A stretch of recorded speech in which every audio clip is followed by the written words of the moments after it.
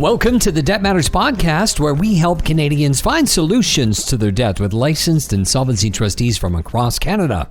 Now, I'm Wayne Kay, and in today's show, we're going to be talking about spending freeze to help your debt problem. So, what is a spending freeze? We've heard this used by corporations. How about for your personal life? What are the pros and cons of a spending freeze? And what can you actually spend money on during this time? And how do we make this super effective?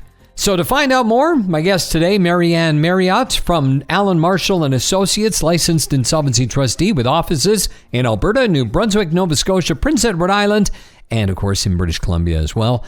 Marianne, thanks for being here. It's my pleasure. Thanks for having me, Wayne. Well, looking forward to learning about, spending freeze. This is typically a corporate phrase that I'm used to hearing. I've actually never thought about that in a corporate sense. I'm used to hearing it in a personal sense, so that's interesting. Well, I think they both work as long as we get to spend money again. So when you hear there's going to be a spending freeze, it kind of shocks people. But I guess that's the whole point of this, is to shock people. What is a spending freeze?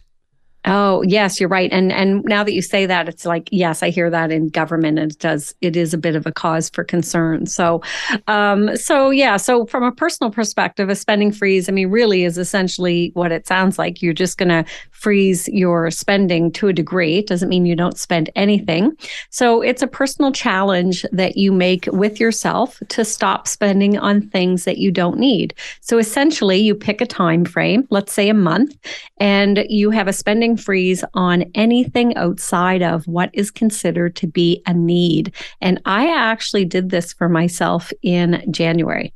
Oh, I love that. I love when you actually do what before you preach. That's a great thing. Yes. And what did you learn? Well, a whole bunch of things.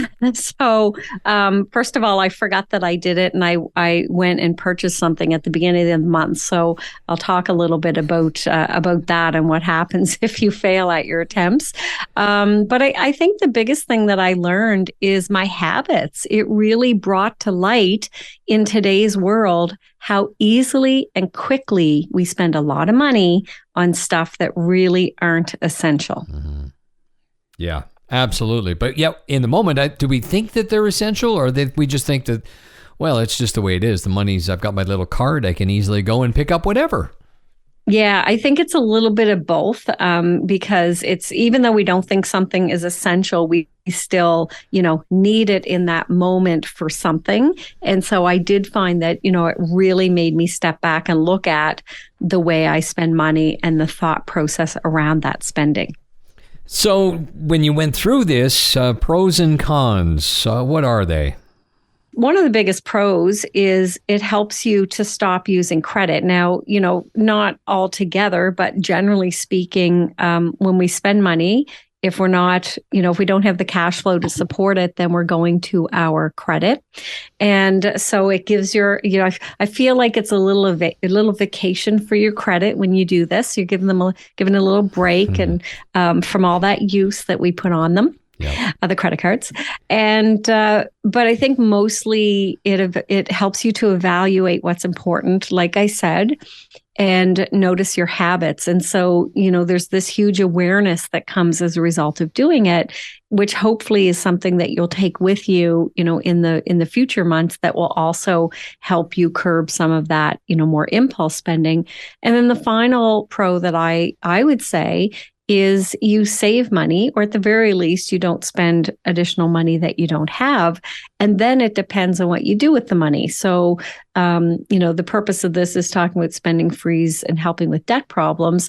And certainly if you can spend less money on things that aren't essential, it's going to either, one, free up some money that you can use to pay down debt, or two, it's going to stop you from using the credit as much and continuing to incur debt. Mm-hmm.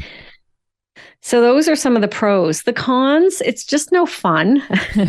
So let's just start with that. You do go without, and it really forces you to practice delayed gratification, which I'm definitely a fan of. In fact, what I found is that I would put things in my cart. And this is something, I've talked about in different podcasts or blog posts or whatever I've done, where you practice delayed gratification and you put things in your cart and then you go back and decide if you're going to buy them. Well, in this case, January was a no spending month. And so I wasn't buying it in January. So that all went into my cart. And then I looked at it after the freeze. And I did find that there were things that I'm like, no, don't need that. Oh. And the biggest con is, of course, it can leave you feeling deprived. And so you're not going to do a year spending freeze. Let's just set that requirement right out of the gate. Like, start with something small. So that might be a week for someone. It might be a couple weeks, a month, a couple months, but you're probably not going to go really much further than that because it can get frustrating. Mm-hmm.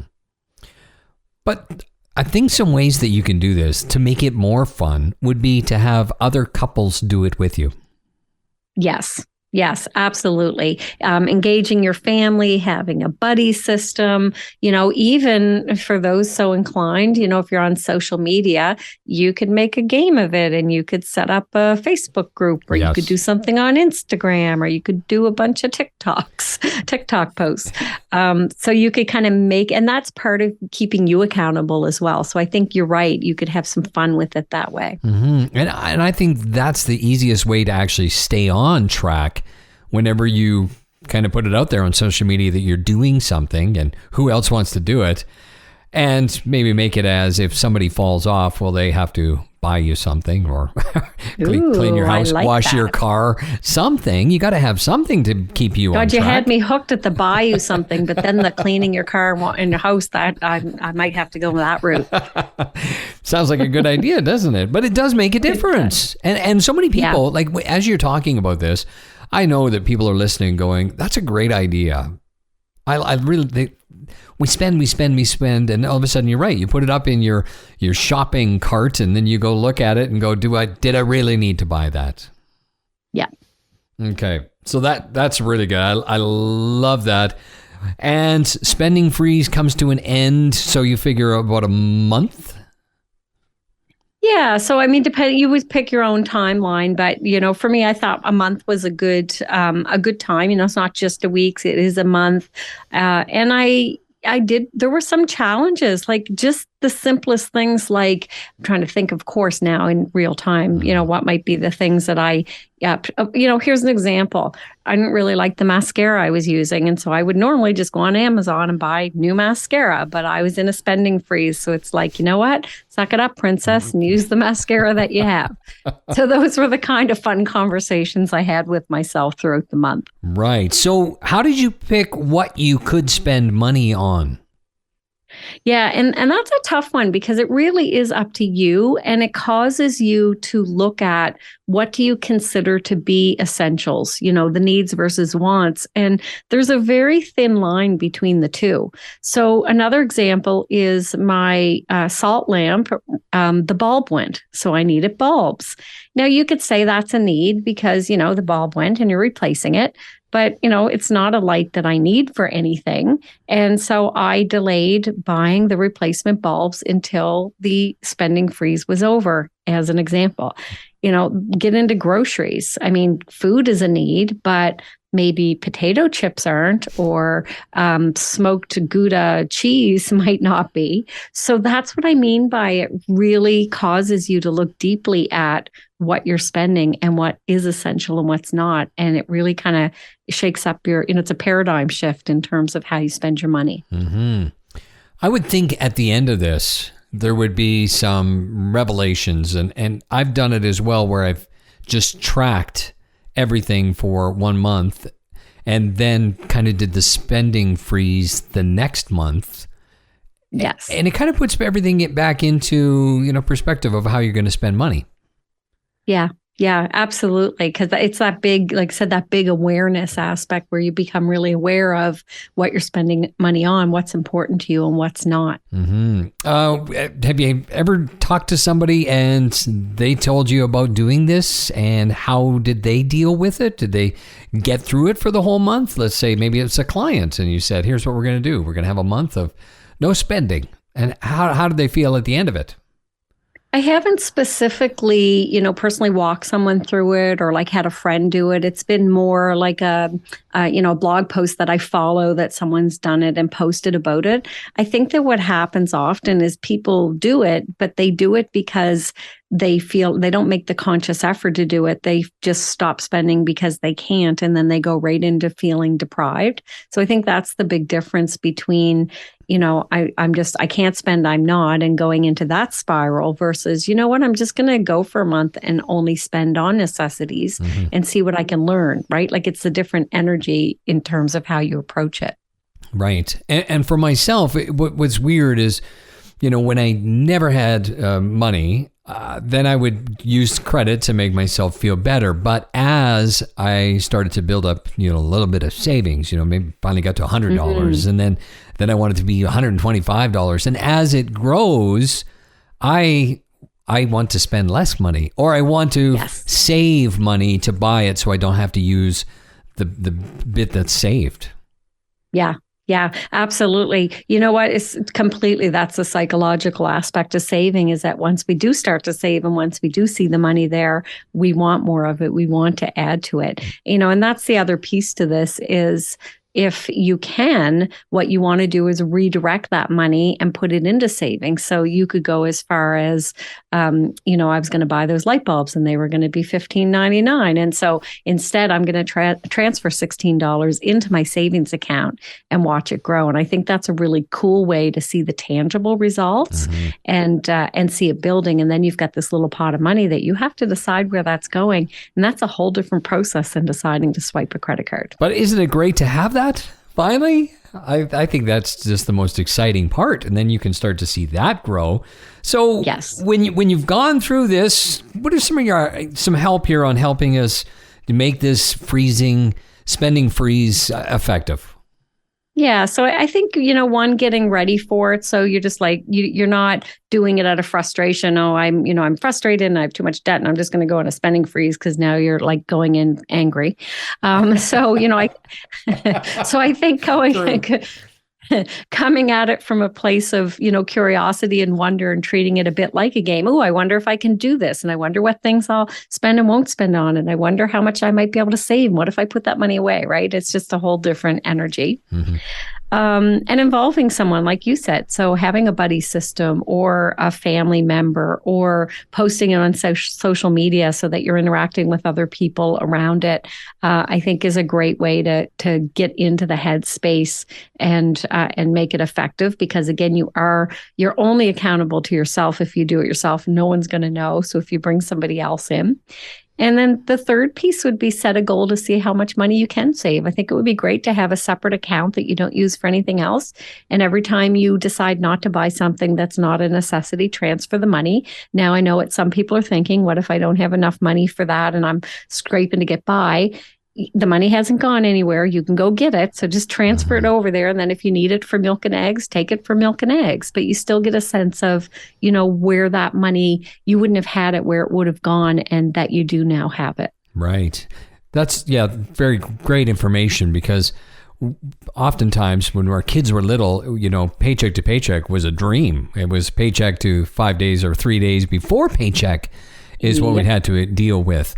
But yet we still had to pull that money out for the RESP. My wife made sure we did that, even though I was complaining a lot, saying we really need that. And she said, no, has to go there. And then all these years later, we made it through, and I'm so grateful that we did have that money set aside. Whereas if we'd just left it into our regular checking account where everything was going in and going out, that would have been spent by me on something silly. Yeah, absolutely. That is such a great example, Wayne. I love that, because that's exactly what we do. We just spend what we have. And so when you take it out of there, it really does. You just adjust. You just do. I don't know how to explain it other than you really just do. Yeah. Well, you brought it up. So it's like, but I think the important thing, and I wish I had known this more when we were living that way, is that it's going to get better. This is not the way life is going to be forever, that it's going to be hard financially. And then it's funny, as I've talked to more and more people, they've all been in the same boat. It's expensive having children, and just things happen in life, and you still got to be able to save some money and get through, and it's very tight. But we're all in the same boat in a way. Yep, absolutely. So what happens if you go through this and as you mentioned earlier on, you said, oops, you screwed up once. Yeah. Yeah. So, I don't think really you can fail with this, because I think you're going to learn something. And the first thing I learned is that it's not habit. So I'm going to go on autopilot, right? And I had wanted this thing and I just bought it without thinking. And I'm like, ooh, okay, that's how easy it is. I put myself in a no spending freeze and immediately spent on a luxury item. So I just, you just keep going. You don't give up. And part of doing that is figuring out why it didn't work. And, in that case, because I just went on autopilot. And so you go, okay, that doesn't work. What am I going to do differently? And then you start playing with different ideas. So, for some people, it might be not making a grocery list. And it's like, okay, I ended up impulse spending because I didn't plan my groceries or plan my week or plan my meals. So if I do that, it's going to be easier to stick more to my needs versus wants. Or I repurpose clothing, more stuff I hadn't worn for years because I, wasn't buying something new. Like, those are just some kind of random examples, but basically you're going to learn something throughout the process and you're going to take that with you as you move forward. So here's something that I did because I like treating things a bit like a game. I do a lot of shopping on Amazon. And so I started looking at, okay, if I want something extra, I'm going to earn the extra money to get it. And that could be through selling something I no longer need. It could be by getting points on my, my PC card, for example. Occasionally I get Amazon gift cards for various things. And so I'll use the Amazon one, for example. I put something in my card, I want it. And then I thought, I'm going to wait until I get enough free gift card code. And then when I have enough, I'm going to purchase it. And it was only a small thing. So I was able to do that within about 2 to 3 weeks. And I thought, oh, that was fun. I didn't spend any of my own money. I got what I wanted and I got it for free. So it just got me creatively thinking about ways that I can do that and save more money. I love it. Even though you could go buy it.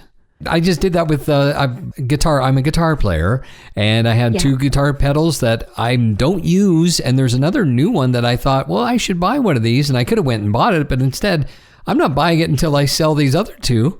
Sold one, Perfect. And another one, somebody's coming to pick up the other one, so my new pedal is going to cost me $5. Awesome. Right? Love it. Same deal. Yep. What aren't you using? What can you get rid of? How can you help to move you forward? So I love the games. I love what you're doing. I like this idea of the spending freeze. And then we're running out of time, but quickly let's do kind of a recap of you do the spending freeze. How do you go back into the spending without going over the top? Yeah. And I think what I'd like to offer is that you take everything you learned and really what I would put in there is delayed gratification, practice delayed gratification. So now it doesn't mean that you can't spend money on things you want, but you're not going to do it impulsively. Ooh, this ad popped up. So I bought this thing that popped up in front of me. That's a really good deal because you know what the ads say, like it's limited time. You have to get it now. Yeah. And so that's what I started doing after that is anything I saw that I wanted, I put it in a cart and I thought I'll go back and check it out. And I haven't. There's so much less that I'm spending money on because I've been doing that and not impulse spending in the moment. Oh, terrific. This has been fantastic. I am so happy to have you on the show. You always give us great ideas and I like your homework as well. So Marianne, thank you very much for your time today. Absolutely my pleasure. Thanks for having me on, Wayne. Well, my guest today, Marianne Marriott. To learn more or to schedule that free consultation with Alan Marshall and Associates, licensed insolvency trustees, go to the website wecanhelp.ca. wecanhelp.ca. And that's it for today's Debt Matters podcast. Now make sure you subscribe wherever you get your favorite podcast from. And of course, for more information, you can always check out debtmatters.ca. Thanks for listening.